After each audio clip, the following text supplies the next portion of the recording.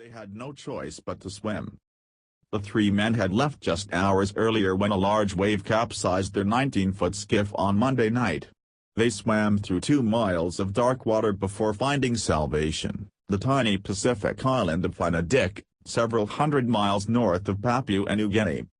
For 3 days, the men remained stranded on the uninhabited island, hoping for help.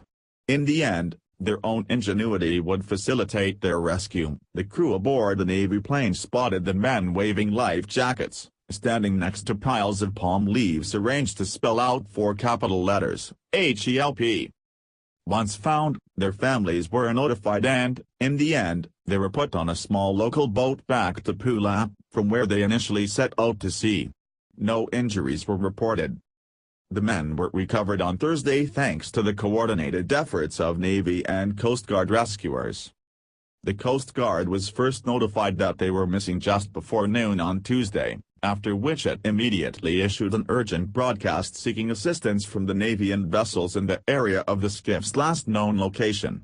2 cargo ships helped by conducting a combined 17-hour search. The Navy plane that ultimately spotted the men set off Thursday at 6 a.m., taking just about 2 hours to find them. Our combined efforts, coupled with the willingness of many different resources to come together and help, led to the successful rescue of these 3 men in a very remote part of the Pacific, Lieutenant William White, a Coast Guard spokesman, said in a statement.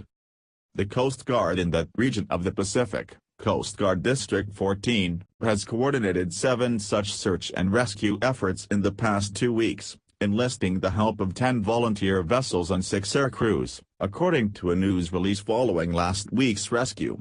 15 lives were saved over that period, starting on March 28, the news release said. The Coast Guard 14th District covers an area of responsibility more than 12.2 million square miles of land and sea, an area almost twice the size of Russia. Jennifer Conklin, Search and Rescue Mission Coordinator at the Coast Guard Command Center Honolulu, said in a statement.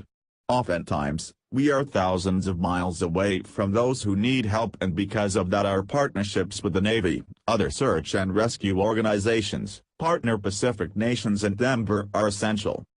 AMBER is a voluntary Coast Guard-sponsored global ship reporting system.